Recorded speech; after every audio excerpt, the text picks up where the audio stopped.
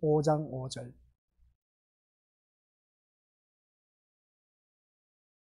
마태복음 5장 5절. 우리 한 목소리로 합독하도록 하겠습니다. 온유한 자는 복이 있나니 그들이 땅을 기업으로 받을 것이며. 아멘. 이 말씀은 하나님께서 오늘 우리에게 주신 귀한 말씀을 통해서 온유한 자라는 제목으로 은혜의 말씀을 듣도록 하겠습니다.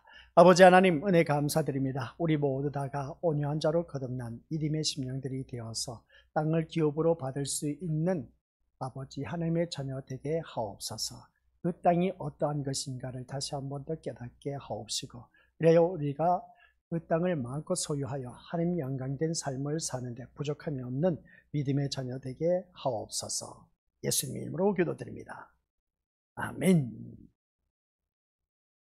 사람들마다 믿음 생활하며 우리가 더욱더 주님만을 바라본다라는 것은 그리 쉬운 일은 아니다라는 것을 알 수가 있습니다. 현실이 더 크기 때문에, 그래서 우리가 현실에 눈이 어두워서 유혹받아서 이 자리에 나오지 못한 심령들이 있는가 하면, 오늘 이 자리에 나온 우리 귀한 믿음의 심령들처럼 오직 주님만 바라보았기 때문에 세상 것 내려놓고 주님 앞에 나올 수가 있었다는 것을 알 수가 있습니다. 참 잘 나오셨습니다. 앞으로 더욱더 주님 앞에서는 그날까지 우리는 오직 주님만이 나의 목적이 되고 소망이 되고 나의 기쁨이 되고 또한 나의 기대가 되는 그 구원의 소망이 되는 그런 우리 모든 것들이 되시기를 주님의 이름으로 간절히 축원드립니다. 그래서 그러한 가운데 오늘 본문 말씀을 바라보면 우리 주님께서 산상설교를 하시면서 팔복에 대해서 먼저 말씀하셨다. 세상 사람들이 팔복에 대해서 복에 대해서 너무나 좋아합니다. 복자를 얼마나 좋아하는지, 숟가락이든지 젓가락이든지, 그리고 어떤 점잖은 베개든지 이불이든지 복자가 다 우리나라에 보면 새겨져 있는 것을 보게 됩니다. 그만큼 복을 좋아한다는 것을 보게 되는데, 우리 또한 하나님의 자녀로서 그 어떤 복보다도 세상 복도 중요하죠. 그러나 우리 하나님께서 우리에게 주신 이 말씀, 그러니까 주님께서 친히 말씀하신 이 팔복을 그 어느 누구보다도 가장 좋아하는 그런 자가 되어서 정말 천국을 마음껏 누릴 수 있는 복된 아버지 하나님 자녀 되시기를 주님의 이름으로 간절히 축원드립니다. 그래서 오늘 본문 말씀을 보니까 온유한 자라고 했습니다. 3절에서는 심령이 가난한 자 천국이 저희 것이다. 그 다음 애통하는 자 위로를 받는다 라고 했습니다.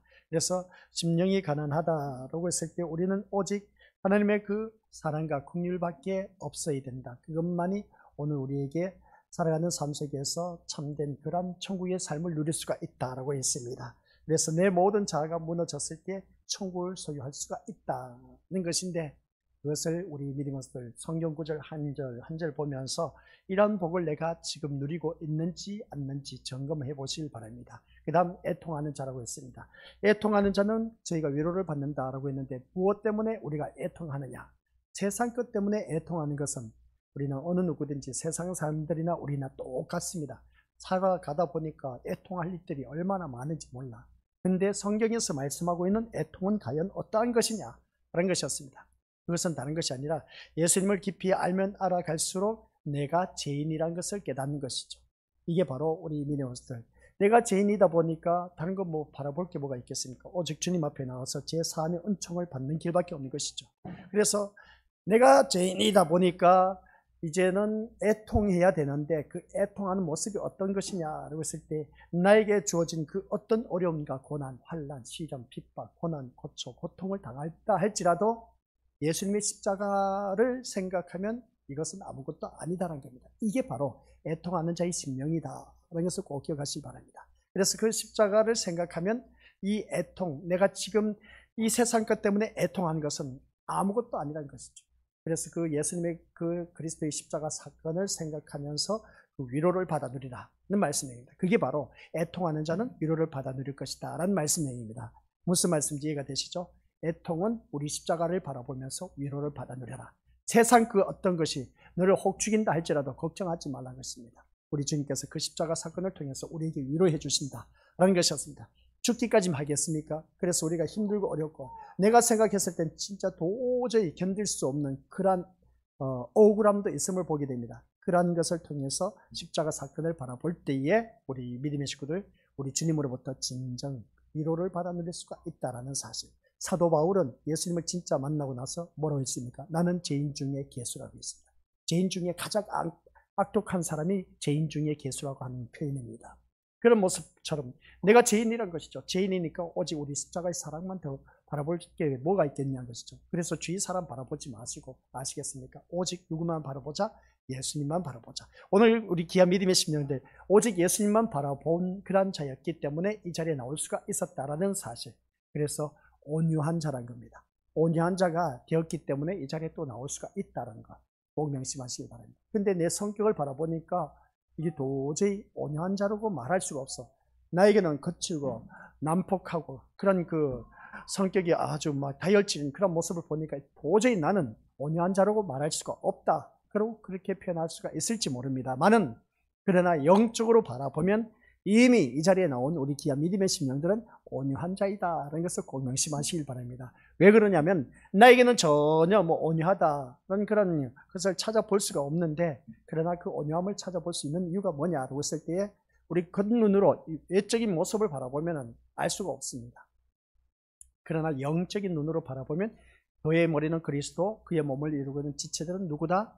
예수 그리스도라는 것이죠. 아니, 우리들이라는 것이죠. 그러면 우리는 그리스도의 몸을 이루고 있는 지체들이기 때문에 이미 우리 주님이 온유한 자이기 때문에 어느 누구든지 우리는 그 온유한 자의 몸에서 지체 역할을 감당하고 있다는 겁니다. 그래서 우리 믿음의 식구들은 온유한 자라는 것이죠. 이 자리에 나온 우리 귀한 믿음의 심령들은 대내에서 명령 하달이 주어지면 각 지체별로 어떻습니까?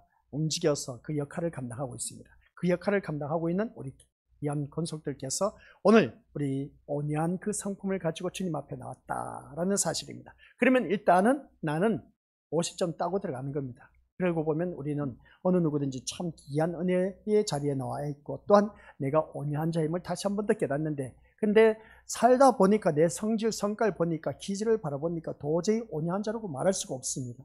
근데 성경 말씀 들으면서 그 온유한 자가 어떤 자를 말하고 있고, 또한 그것을 통해서 땅을 기업으로 받는다. 그 땅이 또한 무엇일까? 라는 것을 우리가 다시 한 번 더 재조명하면서 우리 믿음의 것을 잘 들어보시기 바랍니다. 그래서 오늘 온유는 뭐라고요? 성격도 기질도 아니다. 온유는 성격도 기질도 아니다 라는 것이었습니다.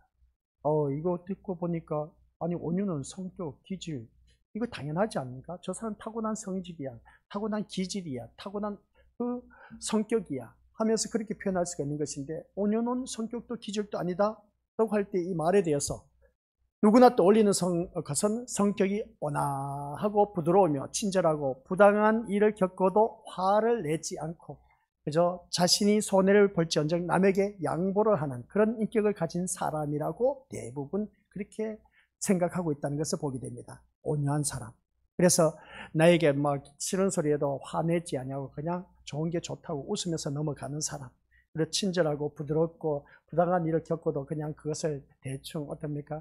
아유, 그럴 수도 있지 뭐 하고 넘어간 그런 사람들 바라봤을 때는 그 사람 인격을 두고 참 온유한 자이다 라고 말한 것을 보게 되는데, 사실 성격이 급하고 거친 사람보다는 온화하고 부드러운 사람이 더 신자답게 보일 수가 있습니다. 그죠? 하지만 그것은 세상의 시각일 뿐인 겁니다. 저 사람 성질 보니까 참 온화하고 부드러운 성격 보니까 참 신자다운 모습이야. 참 인자 모습이 보여. 얼마나 좋은지 몰라. 야, 그래, 맞아. 교회 다니는 사람 뭔가 다르긴 다르구나 라고 그렇게 바라보는데, 이것은 얼마든지 세상의 시각에서 바라볼 뿐이다 라는 것이었습니다. 그래서 우리가 옆에 한번 우리 믿음의 식구들 보시길 바랍니다. 이 사람의 기질은 어떻게 보입니까? 성격은 어떻게 보입니까? 좋아 보입니까?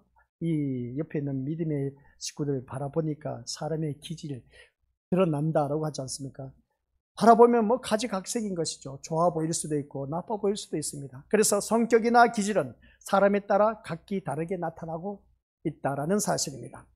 물론 환경과 여러 가지 여건에 의해서 후천적으로 바뀔 수는 있을 수도 있습니다. 선천적으로 갖고 태어난 사람도 있지만, 그러나 후천적으로 살다 보니까 사람이 변질되게 돼 있다는 것이죠. 그래서 본질적으로는 하나님에 의해서 창조된 것이라고 할 수 있기 때문에 성격과 기질을 두고 좋고 나쁜 것으로 우리는 구별할 수가 없다라는 것입니다. 누가 성격이 좋고 누가 기질이 좋고 하고 나쁘다라는 것은 말할 수가 없다는 겁니다. 그 이유는 뭐냐? 구별할 수 없다는 것이죠.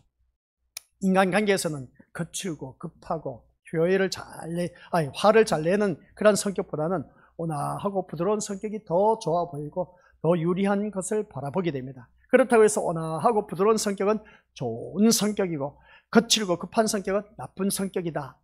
맞습니까? 틀렸습니까? 한번 우리 생각해 보시기 바랍니다. 온화하고 부드러운 성격은 참 좋은 성격이고 거칠고 급한 성격은 나쁜 성격이다. 세상적으로 개념을 바라보면 맞는 말입니다. 그죠? 맞는 말인데 실제 살아보니까 그것 또한 아니란 겁니다.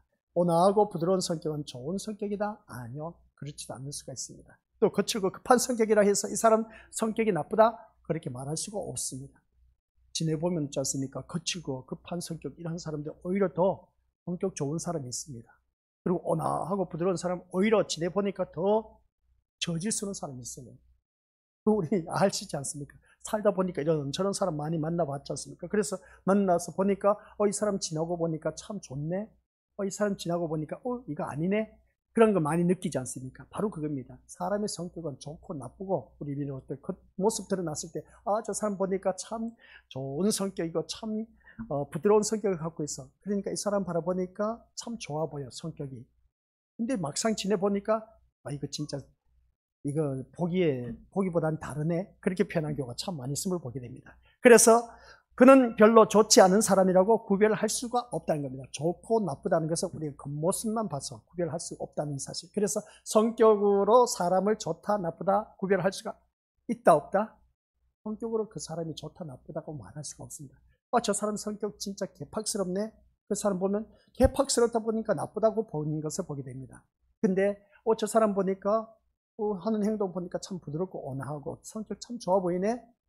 우리 미래부터 그것을 두고 우리가 구별할 수가 없다는 겁니다. 그래 우리가 그러지 않습니까? 남의 부부를 바라보고 참 좋아 보인다 하면 어떠면 같이 살아봐. 그렇게 누구든지 말을 한 것을 다들 한마디씩 던졌고 그 말을 들어봤을 겁니다. 맞습니다. 살아봐야 그 사람이 좋은지 나쁜지 알 수가 있다는 겁니다. 겉으로 바라보면 누가 알겠습니까? 같이 살아본 사람 더 잘 안다는 것이죠. 그러면 우리가 가장 쉬운 예로 교도소에 갇혀 있는 사람 죄수를 한번 보자는 것이죠. 교도소에 죄를 보면서 그 죄수가 이제 감옥에 갔습니다. 교도소에 들어갔습니다. 그 사람을 두고 온화하고 부드러운 성격을 가졌다, 안 가졌다? 나쁜 성격을 가졌다, 안 가졌다? 그래서 거기서 바라보면 거칠고 급한 성격의 사람들만 교도소에 갔느냐? 아니란 것이죠. 온화하고 부드러운 성격을 가진 사람도 교도소에 들어갔습니다. 그것은 우리가 어느 누구든지 숨길 수가 없고 다 드러나지 않습니까? 거칠고 아주 급한 성격의 사람들 죄를 더 많이 보내면서 그래 많이 간가 보다. 그래서 나쁜 성격을 가져서 교도소에 간가 보다. 근데 온화하고 부드러운 사람이 교도소에 들어갔네. 이런 모습을 바라봤을 때 우리 미래모습들 여기서 자세히 보면 온화하고 부드러운 성격을 가진 사람도 얼마든지 남을 속일 수가 있고 사기죄로 또 도둑질도 할 수가 있다는 겁니다. 시기와 미움도 가지고 있고 욕망도 같다는 겁니다. 그래서 간혹 우리가 끔찍한 일을 저지른 범인이 잡혔을 때에 그러지 않습니까? 저 사람 바라보니까 저 사람은 저런 일을 할 사람이 아닌데 라고 하면서 어떻습니까? 그 사람을 바라보면서 놀라는 일들이 참 많이 있음을 보게 됩니다. 저 사람 평소에 보니까 전혀 그럴 사람이 아닌데 하는 그런 사람. 그래서 동네에서는 사람 좋기로 소문났는데 저런 끔찍한 일을 저질렀다라는 것이 도저히 믿기지 않는 그런 경우가 참 많이 있음을 보게 됩니다. 즉 사람들의 인식에 착한 사람은 온화하고 부드러운 사람으로 또한 나타나고 나쁜 사람은 거칠고 급하고 화를 잘 내는 사람으로 생각이 굳어 있는 것이 오늘 우리들의 반응인 것을 보게 됩니다. 그러나 온화하고 부드러운 사람이라고 해서 그 속에 인간의 악한 본질이 없는 것은 아니란 겁니다. 있다는 것이죠. 거칠고 급한 성격, 화를 자주 내는 그런 사람들 바라보면 이런 사람들 보면 정말 악한 사람이라고 그렇게 대부분 바라볼 수가 있을지 모르겠어요. 나쁜 성격을 갖고 있다 그렇게 표현할 수 있을지 모르지만 그렇지 않는 경우도 있다는 것입니다.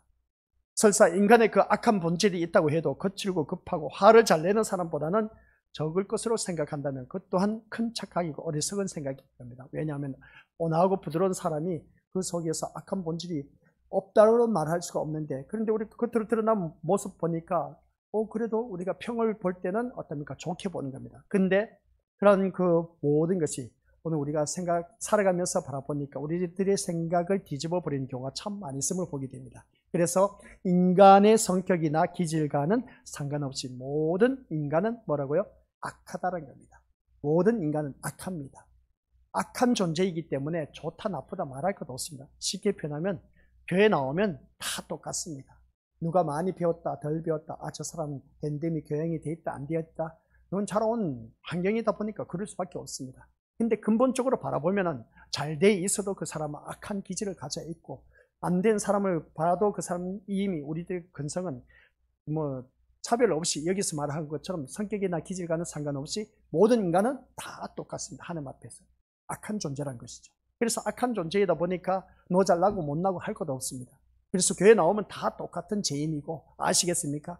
누가 더 의롭게 살았다, 누가 더 선하게 착하게 살았다, 악하게 살았다, 나쁜 짓 하면서 살았다, 왈가왈부 따질 것 없습니다. 하나님 앞에서는 모두 다 악한 존재이고 죄인인 겁니다. 그래서 죄인인 주제에 우리가 니 잘났다 내가 못 잘났다 다 똑같은 죄인인데 우리가 사람이 바라봤을 때는 어떻습니까? 이 사람이 10가지 죄를 보면서, 이 사람은 한 가지만 죄를 보면서, 이 사람이 죄인입니까 아닙니까? 한 가지만 죄를 범했다 해도 그 사람은 죄인입니다.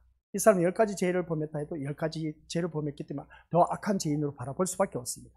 결론은 뭐냐? 한 가지를 범한 것이나 10가지를 범한 사람이나 똑같은 악한 존재라는 것이죠. 이 자리에 앉아 계신 우리 것들 바라보면서 우리 것들 모두 다가 나는 죄인이 아니다 라고 하실 분 있습니까? 윤리 도덕적으로는 나는 죄인이 아니다라고 생각하실지 모르지만 하나님 앞에서는 어느 누구든지 다 죄인이란 사실. 그렇기 때문에 우리 믿음의 식구들께서는 나는 의로운 척 할 것도 없습니다. 주님 앞에 나오면 모두 다가 뭐라고요? 나는 죄인이다 라는 것을 꼭 기억하시기 바랍니다. 그래서 나는 죄인이라는 것을 깨달은 그 심령이 누구만 바라볼 수밖에 없다? 십자가에 못 박혀 들어가신 예수님만 바라볼 수밖에 없습니다. 그게 바로 애통하는 사람입니다. 그 애통하는 사람이 위로를 받아 누리고, 위로를 받아 누리는데 그 사람이 어떻게 되는지 아세요? 온유한 자가 되어서 땅을 기업으로 받게 되는 것입니다. 그게 말씀이 연결되는 겁니다. 이걸 우리가 자세히 말씀을 보면 앞에서 3절 말씀, 4절 말씀, 5절 말씀 따로 떼놓고 생각하면 안 돼요. 아셨습니까? 계속해서 연결됩니다. 그래서 그러한 자가 이러한 것을 누릴 수가 있다라는 그 단계별로 주어진 것을 자세히 한번 보시기 바랍니다. 그런 모습 속에서 오늘 우리 믿음의 식구들께서는 이 말씀 통해서 인간은 모두 다가 악한 존재, 그래서 죄인이다라는 걸 꼭 기억하시고, 그래서 우리가 사람 살아가다 보니까 정말 저 사람 정말 나는 우리가 살아가는 그 모습을 바라보았을 때 다른 사람보다 의로워 보여. 그래서 바리새인의 그 교만함처럼 나는 성격이 온화하고 부드러우니까 성격 급하고 화를 잘 내는 저 사람보다는 난 더 신자다운 모습을 갖춰서 라고 그렇게 자기 함정에 빠져 있는 사람이 있을지 모릅니다. 착각 속에서 신앙생활 하는 것이죠. 아니요. 그래, 나 저 사람보다 나아 보여. 나아 보인다 할지라도 그런 마음 갖는 단 자체가 이미 자기는 죄인 중에 죄인이라는 것을 깨달아야 되는 것이고, 그런 악한 존재라는 것을 알아야 된다는 겁니다. 그런 생각조차도 우리가 가질 자격도 못 돼요. 우리가 주님 앞에서는. 그러니까 자꾸만 사람과 비교해서 보니까 나 이 사람보다 나아 보여 라고 생각하는 경우가 참 많이 있어. 그냥 지나게나 다 똑같은 죄인이고 하나님 앞에 보면 악한 존재라는 겁니다. 이 사람이 좀 더 선하게 살았고 이 사람이 좀 악하게 살았다 해서 하나님 앞에서는 다 똑같은 죄인이라는 겁니다. 그러니까 우리 믿음의 식구들께서는 바리새인처럼 신앙생활 하지 말라는 것이죠. 난 너보다 낫다. 자만심, 교만에 빠지지 마시기 바랍니다. 아셨죠? 똑같다는 겁니다. 똑같은 죄인으로서 뭐 할 말이 뭐가 있겠습니까? 죄를 더 많이 범했을 수도 있고 더 적게 범할 수도 있고, 아예 나는 죄인이 아니다.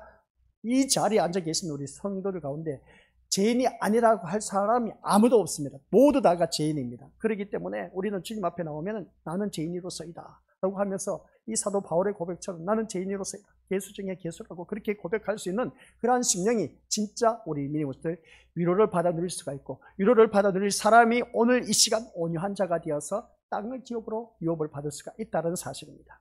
그래서 오늘 우리 건습들 기억하시기 바랍니다. 사람들이 거칠고 화를 잘 내는 사람은 자신의 성격이 타인에게 상처를 많이 주고 좋지 못하다는 그러한 평판이 나 있기 때문에 나는 신자답지 못하다 라면서 항상 자기 부족을 생각하면서 살 수도 있을지 모릅니다. 교회 다니는 사람들 가운데, 그죠? 성질이 좋은 사람은 그래도 온화하고 참 부드러운 그 성격을 갖춘 거 보니까 그래도 다른 사람에게 피해를 많이 주질 않았어. 근데 교회를 다니면서도 성격이 너무나 급하고 아주 다혈질인 사람들, 그래서 교회에서 어떻습니까? 재직회를 하면 늘 싸우는 사람이 있어. 시비를 거는 사람이 있어. 그런 사람들 바라보면 어떻습니까? 항상 자기가 옳다는 자기 의를 내세우다 보니까 더 큰 소리 나오고 하는 그 모습 보게 되는데, 근데 그런 모습을 보면서 우리는 이 말씀을 보면서 우리가 더욱더 자기 자신을 생각하자는 겁니다. 그래서 오늘 이 시간에는 우리들의 생각, 우리들의 기대, 우리들의 소망, 이 모든 것이 다 우리 새벽 예배 때도 말씀 알고 계시지만 139편입니다. 꼭 집에 가서 보시길 바랍니다. 우리의 모든 것을 다 알고 계신다는 겁니다. 무엇을 알고 계신지 아세요? 우리들의 생각하는 것, 말하는 것, 행동하는 것, 우리 누가 다 알고 계신다? 내 뱃속으로 낳은 부모도 내 자녀를, 내 자식의 그 모든 걸 몰라요. 무슨 말 할지 몰라. 입에서 무슨 말이 튀어나올지 몰라. 근데 우리 하나님은 다 알고 계신대요.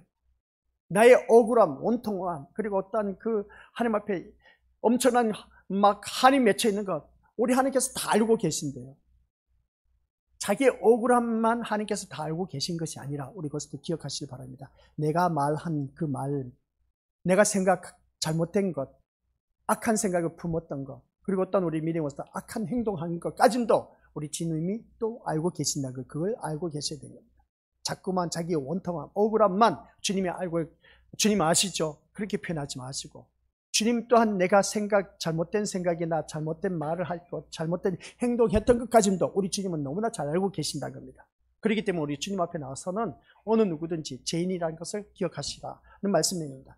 자기 부족을 기억하면서 생각하면서 이 자리에 앉아 있어야 된다 그랬죠. 내가 잘나서 옆에 사람보다 그런 마음을 갖고 있는 자체가 벌써 바리새인의 신앙이고 율법의 신앙을 갖고 있다. 그걸 꼭 명심하시기 바랍니다. 잘나고 못나고 없습니다. 우리 믿는 것들. 나는 못나서가 아니라 우리 믿는 것들. 또 자기를 비하시켜서는 안 됩니다. 주님 앞에 나와서는 잘난 하나님의 자녀입니다. 근데 나는 못나서 부모가, 자녀가 내 앞에 와서 어떻습니까? 부모 앞에 나와서 나는 못나서 왜 나 이렇게 못나게 낳느냐고 그렇게 하면 부모의 마음은 어떡합니까? 마음이 무너집니다. 그냥 찢어질 정도로 아파. 야 이놈 새끼야 네가 뭐가 못났냐고 하면서 그렇게 호되게 야단치기도 했지만은 그렇게 계속해서 이 자녀가 어떻습니까? 부모 앞에 와서 그냥 못났다고 하면서 그렇게 말하면은 속상해서 꼴도 보기 싫어할 겁니다. 그래서 우리 주님 앞에 나왔을 때는 우리는 정말 잘난 하나님의 자녀야. 잘난 자녀이지만은 그러나 기본적으로 알 것은 알라는 것이죠. 나는 죄인이라는 것을 기억하라는 겁니다. 그래서 오늘 이 자리에 앉아 계신 우리 믿음의 식구들, 어쨌든 사람은 자신의 성격대로 살아갈 수밖에 없습니다. 아시겠습니까? 오늘 이 자리에 나오신 우리 믿음의 식구들 바라보면 자기 성격대로 다 살아가고 있습니다. 끝까지 그 성격대로 살아간다는 게 뭐겠습니까? 자기 고집대로 살아간다는 것이죠. 누구든지 여기에서 부인할 수가 없습니다. 다들마다 한 고집하는 사람이야. 교회에 나와서 다 착한 사람? 아니요. 착한 사람도 온화하고 부드러운 온유한 성격을 가졌다? 아나. 다 지성질, 성깔, 기질이 있습니다. 고집이 있습니다. 그렇게 살아가고 있다는 것이죠. 왜냐하면 성격은 인간의 본질적인 문제이기 때문에 거칠고 급한 성격을 가진 사람이 의도적으로 온화하고 부드러운 성격을 드러내고자 한다고 해서 쉽게 되는 일이 아니란 것입니다. 그런데 예수님이 말씀한 온유를 온화하고 부드러운 성격이나 기질로 이해를 한다면 결국 온화하고 부드러운 성격을 가진 사람이 복 있는 사람이라는 이상한 뜻이 되고 마른다는 것을 보게 됩니다. 만약 여기서 우리가 생각해 보시기 바랍니다. 온화하고 부드러운 사람이 예수님이 말씀한 온유한 자라면, 예수님은 온화하고 부드러운 사람이 예수님이 말한 온유한 자라면은 같이 읽어보도록 하겠습니다. 시작. 믿음이 없는 사람은 절대로 온화하고 부드러운 성격을 가질 수가 있다 없다? 없다는 결론이 나올 수밖에 없습니다. 그러니까 온화하고 부드러운 사람이 예수님이 말씀한 온유한 자라면은 우리 믿음이 없는 사람, 비신자, 불신자들에게는 절대로 온화하고 부드러운 성격을 가질 수가 없다는 겁니다. 근데 교회에 나오지 아니한 사람들 보시기 바랍니다. 나보다 더 온화하고 부드러운 사람 많다 적다? 엄청나게 많아요. 나보다 더 성질, 성깔, 성격 좋은 사람 얼마나 많은데, 그래서 우리가 세상적인 그 개념을 가지고 성경 말씀, 예수님 말씀하는 이 온유한 자의 그 개념과 같이 결부시켜버리면은 그러면 세상 사람들 온유하고 부드러운 사람 아무도 없다는 겁니다. 말이 안 맞는다 그랬죠. 하지만 불신자 중에도 이 말씀을 듣다 보면 그렇습니다. 얼마든지 온화하고 부드러운 사람이 있음을 생각한다면 예수님이 말씀하신 온유는 인간의 그 성격이나 기질과는 전혀 상관이 없다라는 것을 기억하시기 바랍니다. 그래서 사람이 예수님을 믿는다고 해서 타고난 성격이 바뀌지 않습니다. 아시겠습니까? 우리 오늘 이 자리에 앉아 계시는 것들 안 됐지만 내가 예수님을 믿었다고 해서 타고난 성격 바뀌지 않습니다. 교회를 다니면서 그 성질대로 성격대로 신앙생활을 합니다. 그래서 큰 교회 바라보면 또 우리 미리워스도 사이즈가 큰 교회, 그리고 또 목회자들 스타일 바라보면 성격대로 하나님께서 그 교회에 심어 놨습니다. 우리 신림교회는 천길용 목사의 성격대로 심어 놨고, 다른 교회는 다른 교회 목사님 그 성격대로 심어 놨다는 겁니다. 그렇기 때문에 우리 것들 다른 교회에 대해서 잘났다 못났다 뭐 왈가왈부 할 것도 없이 하나님께서 각 색대로 성격대로 그 교회에 심어 놨기 때문에, 그 교회에 심어 놨다면 그 성격대로 또 몰려들게 돼 있어. 끼리끼리 모인다는 말씀이 있지 않습니까? 그런데 그렇게 모인 것을 바라보면 한결같이 이것을 통해서 하나님께서 또 어떻게 역사하시느냐 라고 했을 때 우리는 다방면으로 또한 바라볼 수가 있어야 되는 것이죠. 교회의 머리는 그리스도, 그리스도의 몸을 이루는 지체들은 다 똑같아 다르다? 지체들은 다 달라요. 그렇기 때문에 하는 역할도 다 달라. 그렇기 때문에 우리 믿음의 식구들께서는 그 지체 역할을 내가 있는 위치에서 최선을 다해서 그 지체 역할을 잘 하기만 하면 돼. 그 지체 역할을 잘 하는 게 뭔지 아시죠? 내 몸에서 떨어져 나가면 안 돼. 그리스도의 몸에서 떨어져 나가면 안 돼. 내 몸에서 이 손가락이 잘려 나가 보세요. 그럼 병신됩니다. 팔이 잘려 나가 보세요. 병신돼요. 한 눈이 없어 보세요. 그러면 어떻습니까? 눈먼 봉사가 됩니다. 어떻게 되겠습니까? 잘려 나가면 병신돼. 하여튼 그런 모습 볼 때 우리는 이 말씀을 볼 때 그리스도의 온몸을 세우고 있는데 내가 있어야 할 자리에 있어야 된다고 했죠. 이게 바로 그리스도의 몸을 세워가는 데 있어서 지체로서의 그 역할을 제대로 잘 하고 있다. 아시겠습니까? 내 눈은 어떻습니까? 항상 눈에 위치가 있어. 그 눈에 위치가 있다는 것이죠. 귀도 그렇고 손도 그렇고 발도 있고 발톱도 손톱도 다 위치에 있어. 엄지손가락에 새끼손가락에 갖다 붙여놓으면 이상하지 않습니까? 다 각자의 위치가 있어. 그 위치에서 그 자리에서 늘 한결같이 내 몸에 있는 지체들 그 자리를 지킨 것처럼 오늘 교회에 다니는 우리 믿음의 식구들 또한 역시 각자의 위치에서 그 자리에서 진득하게 그 자리를 끝까지 내 생명 다하는 그날까지 그 자리를 지킬 줄 아는 자가 진정 우리 믿음의 식구들 어느 누구든지 그리스도의 몸을 세워가는 자라고 말할 수가 있음을 보게 됩니다. 그렇다면 오늘 이 말씀을 통해서 우리 믿음의 식구들 온유한 자의 그 또 성격이 나타나고 있음을 보게 된 것이죠. 온화하고 부드럽다라고 했을 때 우리 믿음의 식구들 사람이 예수님을 믿는다고 해서 타고난 성격이 바뀐다 안 바뀐다? 바뀌지 않는다는 것. 이것은 온유만이 아니라 팔복 전체에 해당된다라고 말할 수가 있음을 보게 됩니다. 그래서 팔복은 성격이나 기질과는 전혀 상관이 없는 말씀. 아시겠습니까? 이것부터 우리가 먼저 전제하에 이 팔복을 받아들일 줄 알아야 된다. 성격이나 우리 믿음의 것들 기질을 전제해서 이 말씀을 이해하면은 조금 전에 말씀했지 않습니까? 온유한 성격, 온하고 부드러운 성격을 갖고 있다 했을 때 그러면 예수님 말씀하신 그 세상적인 개념 원리, 온유하고 부드러운 사람, 예수님을 믿어야만 온유하고 부드러운 사람이라고 하는데 그러면 세상 사람들 온유하고 부드러운 사람이 있다 없다? 있다는 것이죠. 그러니까 우리 믿음의 속들께서는 이 말씀이 우리들의 그 성격이나 기질과는 전혀 오늘 본문 속에서 말씀하고 있는 팔복과는 상관이 없다라는 사실, 이걸 우리가 제대로 알아야 됩니다. 근데 우리가 성경 말씀을 볼 때에 자꾸만 육신과 결부시켜서 세상 것과 결부시켜서 판단하고 우리가 그래서 그 기준으로 살아가고 있는 것인데 그게 아니라는 겁니다. 성경에서 말씀하는 것은 철저하게 하나님의 말씀인 겁니다. 말씀 중심에서 우리가 이 모든 것을 풀어나가야 된다라는 것을 꼭 기억하시기 바랍니다. 그래서 이 팔복의 성격 기질과는 전혀 상관이 없음을 볼 때 이 팔복의 중심 주제는 뭐냐라고 했을 때 뭐라고요? 천국입니다. 처음에 심령이 가난한 자, 마지막에 의에 줄이고 핍박하는 자, 천국이 저희 것이다. 양쪽에 천국이라는 개념을 딱 세워놓고 중간에서 모든 일들을 쭉 펼쳐나가고 있습니다. 그래서 예수님이 세우시는 천국이 어떤 나라인가를 팔복을 통해서 나타내고 있다는 것이죠. 그리고 천국의 세계 안에는 이러한 것이 있다는 것을 보여주고 있습니다. 한번 비교를 해놓은 거 보세요. 양쪽에 천국이 이것이다. 의에 심령이 가난한 자, 그 다음에 의에 줄이고 핍박받는 자, 그런 자가 천국이 이것이다 하면서 딱 세워놓고 그 사이에 이제 쭉 애통하는 자, 온유한 자, 의에 줄이고 목마른 자, 긍휼히 여기는 자, 마음이 청결한 자, 화평한 자, 의를 위하여 이렇게 하면서 쭉 말씀을 세워놨어요. 그 천국 안에 있는 모든 것을 말하고 있습니다. 그렇기 때문에 오늘 이 자리에 앉아 계신 우리 것들, 그래서 온유는 하나님의 마음에 참여하는 것이다. 아시겠습니까? 온유는 뭐라고요? 네, 적어 놓으세요. 온유는 하나님 마음에 참여하는 것이다. 이걸 우리가 제대로 개념을 아셔야 돼요. 온유는 하나님 마음에 참여해야 돼요. 우리 자녀를 키우면서 그런 걸 많이 느끼지 않습니까? 아이고 이놈 자식아 왜 그렇게 쏙썩이냐? 내가 너를 키우면서 한두 번 너가 이렇게 일을 겪었냐? 이제 그만 속 썩을 때가 안 됐냐? 라고 그렇게 표현하지 않습니까? 너 언제 커서 이 부모의 애미의 마음을 알아줄래? 이 애비의 마음을, 심정을 알아줄래? 그렇게 표현하지 않습니까? 그죠? 바로 그겁니다. 온유는 하나님의 마음이라는 것입니다. 하나님의 마음에 참여하는 것입니다. 부모의 마음을 아는 사람은 자녀는 효녀입니다.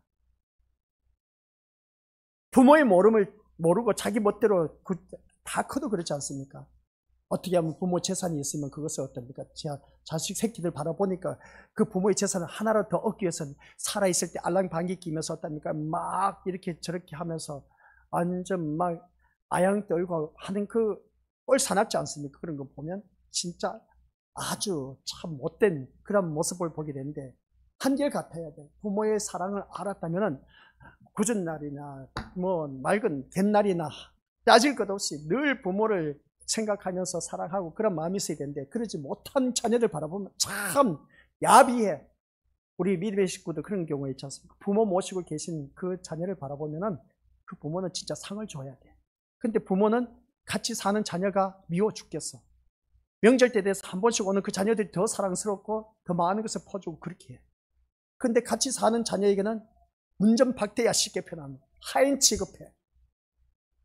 부모들이 이걸 몰라. 같이 사는 자녀가 진짜 나를 위해서 희생을 하는데 모처럼 온 자녀가 더 귀해 보이는 거야. 참 어리석기가 그지없어. 우리 믿음의 식구들 이제 연로하신 분들 몇 분 안 계시지만 그렇게 살지 마시기 바랍니다. 같이 사는 내 자녀가 진짜 자식 중에 자식이야. 멀리 떨어져 있어갖고 간혹 한 번씩 와갖고 그냥 행세로 어떤 용돈이나 듬뿍 주고 간다 해서 아이고 내 새끼 그래도 최고라고 하면서 그냥 참 어리석은 짓이죠.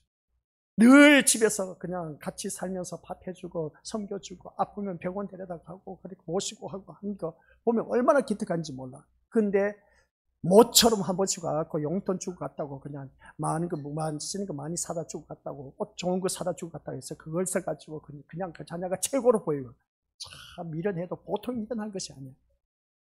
이게 우리 믿음으로서 자녀로서는 그렇게 살면 또 안 되고 부모가 그렇게 마음에 눈앞에 보이는 것으로 이끌려 가서도 안 된다는 겁니다. 그래서 온유는 믿음의 모습을 기억하시길 바랍니다. 온유는 하나님 마음에 참여하는 것입니다. 하나님 마음을 좀 이해하셔야 돼요. 하나님 마음을 이해하지 못하다 보니까 이 자리에 나오지 못한 심령들이 나오지 못해. 그래도 그나마 이 자리에 오신 분들은 온유한 성품을 가졌다 안 가졌다? 가졌기 때문에 제가 서두에 포문을 열었지 않습니까? 그리스도의 몸을 이루는 지체들은 자기 자리를 지킬 줄 아는 사람만이 이 자리에 참석할 수 있다. 그러고 보면 이 자리에 나오신 분들은 하나님의 마음을 알기 때문에 이 자리에 나와서 앉아있어. 이 자리에 나와 앉아있다는 것은 하나님 마음에 동참하고 있다는 것입니다. 그렇기 때문에 그 마음을 헤아리고 있기 때문에 그나마 온유한 성격, 성품, 성질을 갖고 있어요. 얼마나 기특한지 몰라 나오신 분들은. 근데 이 자리에 나오지 못한 자녀들 바라보면 아까 예를 들었지 않습니까? 백지에 나갔다 모처럼 와서 용돈 주고 가는 그런 그 격이나 똑같은 격이에요. 근데 우리 하나님은 그런 것에 안 넘어가요. 육신의 부모는 거기에 넘어가지만은 우리 하나님은 그런 것에 안 넘어가요. 늘 내 자리 지킬 줄 아는 그 자리에서 자기 지체로서 역할을 잘 감당하는 우리 믿음의 식구들 바라보고 계신다. 참 잘하고 계셔요. 우리 어린아이부터 시작해서 작년에까지 이런 모습 보면 우리 시골 교회에서 이런 현상 보기 힘들어요. 우리 신림교회처럼. 다른 교회 가면 있지 않습니까? 다 연로하신 분들밖에 없대요. 또 젊으신 분들은 교회 안 나간대요. 주일날 딱 한 번만 나간대. 왜 그런지 아세요? 제가 바라보니까 제가 아침에 운동하다 보니까 다들 그렇게 말해요. 나와 앉아있는 분들은 연로하신 분들밖에 없대. 젊은 사람은 없대. 참 그 소리 들으니까 마음이 아파. 젊은 사람이 없다는 겁니다. 연로하신 분들밖에 없대. 그런 모습을 바라봤을 때 한결같은 그 마음으로 우리 믿음의 것들 잘나고 못나고는 우리 것도 앞으로 젊으신 분들이나 연로하신 분들이나 내 자리 지킬 줄 아는 사람은 오늘 온유한 자라는 것은 이 성경 말씀을 통해서 알아야 돼요. 온유한 자는 누구의 마음에? 하나님의 마음에 참여하는 자. 정말 잘하고 계시. 우리 믿음의 식구들이 바로 온유한 자입니다. 비록 내 성질이 해팍스럽고 다혈질이고 못났다 할지라도 그것은 세상 사람들이 말하는 것이고 주님이 원하시는 이 온유한 자는 바로 이거야. 하나님 마음에 참여했기 때문에 이 자리에 나올 수가 있었다는 것. 얼마나 귀한지 몰라요. 그래서 우리가 이 세상에서 그러지 않습니까? 모세, 민수기서 12장 3절 말씀. 같이 읽어보죠. 시작. 이 사람 모세는 온유함이 지면의 모든 사람보다 더하더라. 다들 알고 계시죠? 모세가 진짜 온유한 사람. 이 세상의 지면에, 이 세상 지면, 땅에 있는 모든 사람보다 더하더라. 어느 누구보다도 온유한 것을 가장 두각을 드러냈다 하는 것입니다. 그런데 사실 모세는 온유하고는 거리가 멀다고 할 수밖에 없습니다. 세상 개념을 바라보면 모세는 온유한 자가 아니야. 근데 하나님 말씀하셨다니까요. 모세는 온유한 자야. 이 세상 모세는, 이 사람 모세는 온유함이 지면의 모든 사람, 이 세상 그 어느 누구보다도 그 온유함이 더욱더 많은 사람이라. 근데 세상 개념을 갖고 세상 눈으로 바라보면 모세는, 우리 믿음者전혀 온유한 사람과 거리가 엄청나게 멀어. 아시겠습니까? 출애굽기 12장에 보면은 모세는 애굽의 그 간원이 자신의 동족을 어떻습니까? 치는 것을 보았습니다. 이를 격분해서 모세가 어떤지 아세요? 죽여버렸습니다. 간원을. 성질이 온유하다? 아니라니까요. 자기의 그 동족을 괴롭힌 거 보고, 그냥 그 동족을 치는 것을 보고 그냥 격분해서 모세가 참다 못해서 살인자라니까요. 아니, 우리가 세상에서 말하는 부드럽고 온유한 사람이라고 하면은 이 세상에서 참 착한 사람을 바라보지 않습니까? 근데 그런 사람이 죄를 보면서 감옥에 저 사람 진짜 도저히 죄를 범할 사람이 아닌데라고 그런 사람이 있습니까? 없습니까? 있다는 거요. 근데 성경책에도 바로 그겁니다. 모세가 어느 누구보다도 온유함이 지면의 사람보다 가장 완벽한 사람이라고 했습니다. 완벽한 사람이 아니라 모든 사람보다 낫다고 했습니다. 근데 모세는 사람 죽이는 살인자였어요. 살인자. 아니, 사람 죽인 살인자라니까요. 근데 어떻게 온유한 자라고 말할 수 있습니까? 세상 눈으로 바라보면 도저히 있을 수 없는 일이야. 근데 하나님의 눈으로 바라봤을 때는 세상 지면의 모든 사람보다 온유한 자라고 그렇게 말합니다. 이게 바로 우리가 생각해, 그래, 성경 말씀 읽을 때 보면 우리가 생각하는 건 도저히 이게 맞지를 않아. 그러니까 우리가 성경 말씀을 바라볼 때 내 생각을 내려놓지 않으면 하나님의 말씀이 눈에 안 들어옵니다. 그래서 우리 성경 말씀 볼 때 많이 경험하지 않습니까? 아니, 도대체 읽어도 몰라. 하얀 거는 종이고 검은 것은 글씨야. 그래도 신약성경에 가서 보니까 빨간 것은 예수님 말씀하신 거구나 알고 있어. 근데 읽어도 몰라. 왜 그런지 아세요? 바로 이겁니다. 사람의 생각으로 읽으니까 하얀 것은 종이고 검은 것은 글씨밖에 안 보입니다. 근데 있지 않습니까? 한 번 읽고 두 번 읽고 세 번 읽고 하다 보면은 달라져요. 한 번 읽을 때 몰랐는데 두 번 읽을 때 눈에 들어오기 시작해. 세 번 읽을 때 또 다른 말씀이 또 깨달아져. 네 번, 다섯 번 계속해서 반복해서 읽어보세요. 그때부터 눈에 들어오기 시작해서 성경 말씀 읽어 내려가는 게 속도가 빨라져. 그걸 경험하세요. 그래서 눈만 감으면 창세기부터 계시록까지 그 구성이 어떻게 되어 있다는 것을 쭉 펼쳐져. 펼쳐지면 그것을 통해서 어떻습니까? 그려지는 것이죠. 그 정도면 되면 얼마나 좋을까? 저도 아직 부족해서 계속해서 성경을 연구하고 보고 공부하고 그렇게 합니다. 그래서 오늘 말씀 바라보면 온유한 자는 뭐라고요? 하는 마음에 참여하는 것이다. 그리고 대표적인 인물 누구라고요? 모세입니다. 근데 하나님 말씀하셨어요. 하나님 말씀하는데 지면의 모든 사람보다 참 뛰어난 사람 더하더라 했습니다. 근데 모세는 내 동족 치는 걸 보고 도저히 참지 못해서 가서 죽여버렸네. 그래서 모래에 파묻었습니다. 온유한 자가 어떻게 이렇게 사람을 죽일 수가 있냐는 것이죠. 그것뿐인지 아세요? 또 광야에서 이스라엘 백성들 출애굽시켜서 나아갔습니다. 백성들 물이 없다고 목말라 죽겠다고 그래서 소리칩니다. 모세를 향해서 원망할 때 하나님께서 반석에서 명령하여 물을 내라 했는데 모세가 어떻게 하는지 아십니까? 보여주시기 바랍니다. 시작. 반역한 너희들이여 들으라. 우리가 너희를 위하여 이 반석에서 물을 내라 하면서 어떻습니까? 반석을 그냥 반석을 향해서 물을 내라 이렇게 말을 하라고 했는데 모세가 성질을 이기지 못해서 반석을 그냥 지팡이로 두 번씩이나 내려쳤다니까요. 깡깡깡 하면서 이렇게 그냥 성질이 진짜 급한 사람이야. 근데 어떻게 온유한 사람이라고 말할 수 있냐는 것이죠. 성경의 말씀 바라보니까 도저히 이거 우리가 생각했을 때 우리가 가지고 있는 이 온유한 개념하고는 하나님이 말씀한 온유 개념은 완전 딴판이다. 이런 말씀을 바라볼 때 지팡이로 반석을 두 번 쳐서 물이 나오게 할 정도로 아주 성질이 급한 사람. 이 성경 구절만 봐도 알지 않습니까? 분명히 하나님께서는 어떻습니까? 반석에서 물을 내라고 했는데 반역한 너희여 들으라 하면서 완전히 성질 난 것이죠. 화가 난 거야. 온유한 게 어디 있어 그냥. 반역한 너희들아 들으라 하는 말씀을 외칠 때 보통 막 얼굴이 붉어져서 외쳤겠습니까? 한번 상상해 보라. 우리가 너희를 위하여 이 반석에서 물을 내냐 하면서 어떻습니까? 그냥 지팡이로 반석을 내리친 그 모습을 보게 된 것이죠. 모세의 분노를 드러낸 것입니다. 온유한 자로 말할 수가 없습니다. 결국 모세는 어떻게 된지 아십니까? 이 일로 인해서 가나안 땅에 못 들어갔습니다. 이 일로 인해서 가나안 땅에 못 들어갔습니다. 그래서 모세가 뭐라는지 아십니까? 하나님, 이제 바로 모리아산에서 딱 가나안 땅을 바라보는 나 좀 들어가면 안 되겠습니까? 두 번 다시 말하지 말라고 했습니다. 모리아산에서 그는 마지막을 끝냈습니다. 그래서 우리 미디어스들 여기서 말씀을 바라볼 때 그럼 모세는 천국에 못 들어가겠네? 아니요, 천국과 다른 겁니다. 모세의 사명은 거기까지였어요. 모세의 사명은 거기. 우리들의 사명이 있지 않습니까? 각자의 사명이 닿으면 하나님 나라에 가게 돼 있어. 빨리 가려고 하지 말고 늦게 가려고 하지 마시고 더 살고 싶다고 몸부림치지도 말고 죽을 때 그냥 가시는 게 제일 좋아. 아시겠습니까? 자기 생명 다할 때 그때 하나님 부르실 때 가는 게 제일 좋습니다. 그래서 이 말씀을 통해서 보면 오늘 이 모세의 그 성격이 온유하다? 온유하지 않다? 온유하다는 그 말이 떨어지기가 무섭게 사람을 죽인 살인자였습니다. 그리고 또 이스라엘 백성들 출애굽했을 때 온유한 성격이라면 화를 내지 말아야 돼. 반석에서 백성이 물 먹고 싶다 하는데 목마르다 하는데 당연하게 물을 줘야 되지 않냐. 근데 모세가 화를 내. 이 반역한 너희다. 한번 들어라. 하면서 어떻습니까? 그냥 성질 나가고 지팡이 들고 막 반석을 2번씩이나 쳤다니까요. 지팡이가 안 부러졌는지 모르겠어요.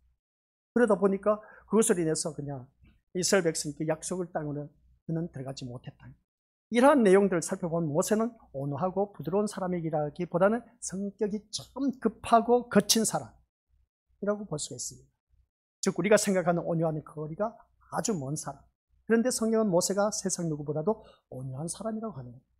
이거 참 희한하지 않습니까? 온유한 사람이래 하나님께서 이러한 자를 두고. 모세의 온유는 거기서 나타나지 않습니다. 그 모세의 온유는 모세가 자기 아내가 있었습니다. 아내가 있었는데 그 아내 누구?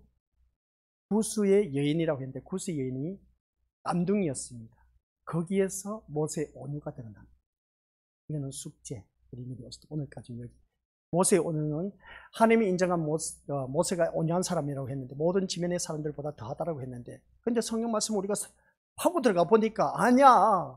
살인자야. 화가 나서 그냥 이스라엘 백성들 앞에서 반석에서 내친 그 분노한 자기 감정을 추스리지 못해서 반석을 쳐서 물을 내게 한 그런 인간이었습니다. 근데 모세의 온유는 구스 여인을 취함으로 인해서 드러난다. 그 구스 여인을 취했는데 그의 형 아론과 동생 누구? 미리암 비방을 했어요. 왜 비방한지 아십니까? 이것도 숙제. 그래서 그걸 숙제하다 보면 우리 믿음으로서 모세의 온유가 이러한 것이었구나. 궁금하면 주보에 보면 나와 있어요. 보시길 바랍니다. 주보에 안 나오시면 스마트폰 들고 엉뚱한 보지 마시고 좀 들어가서 구스 여인 쳐보고 모세의 아내 한번 쳐보고 그렇게 쳐다보면 나오다 보면 읽어보다 보면 도대체 무슨 말인지 모르는 경우도 있어. 그런데 읽다 보면 깨달아지는 것이 있을 거야. 그러면 모세가 온유한 성품이 여기서 발견되는구나. 각자 좀 공부를 해야 돼. 하나님 나라 가는 게 그냥 쉬운 것이 아닌 겁니다. 그래서 내가 온유한 성품을 가지려면 어떠한 것인지 공부 좀 해야 됩니다. 아시겠습니까? 그래야 내가 땅을 기업으로 받는다는 것이죠. 땅을 기업으로 받지 못한 사람 천국에 이를 수가 없어. 그러니까 우리가 땅을 그 기업으로 받아야 돼. 그 받아 누리는 자만이 믿음의 것을 어느 날든지 천국의 삶을 누릴 수가 있다는 것. 그래서 팔복음을 바라보면 양쪽에 천국이다 해놓고 그 사이에 천국 안에는 이러한 것이다 라고 아주 세밀하게 너무나 잘 표현을 해놨습니다. 그러니까 우리 믿음의 식구들께서는 일단은 이 온유에 대해서 공부를 많이 해야 되고 온유는 뭐라고 했습니까? 하나님의 마음에 참여하는 것임을 꼭 기억하시길 바랍니다. 아버지 하나님 은혜 감사드립니다. 온유한 자는 복이 있고 그에게는 아버지 한 땅을 기업으로 주신다고 하였습니다. 그런데 이 온유가 우리는 너무나 악한 성질, 성깔, 성품 다 하나님 앞에서는 죄인임을 다시 한 번 더 깨닫습니다. 그런데 우리에게는 그 기업으로 주신다고 하셨으니 땅을 기업으로 주신다고 하셨사오니 이 온유한 자는 어떠한 자냐라고 했을 때 온유는 하나님의 마음에 참여하는 것이라고 했습니다. 내가 얼마만큼 하나님 마음에 참여하고 있는지 않는지 그걸 보면 내가 온유한 자인지 아닌지 알 수가 있습니다. 그러나 오늘 이 자리에 나온 우리 귀한 믿음의 심령들은 하나님 마음에 참여한 자, 하나님이 원하시는 자리에 나왔습니다. 얼마나 귀한 자리인지 모릅니다. 아버지 하나님, 이 자리에 머리 숙인 귀한 심령들을 정말 끝까지 하나님 앞에 가는 그날까지 꽉 붙잡아 주셔서 영원한 천국으로 들어갈 수 있도록 인도하여 주옵소서. 온유한 자가 될 수 있도록 주님 꽉 붙잡아 주옵소서. 하나님 마음에 참여한 자가 되었기에 얼마나 좋은지 모릅니다. 아버지 하나님께서 꼭 붙잡아 주옵시고 이끌어 주옵시고 인도하여 주셔서 우리 모두 다가 저 영원한 천국에 이룰 수 있는 복된 아버지 하나님 심령 되게 하옵소서. 예수님 이름으로 기도드립니다. 아멘.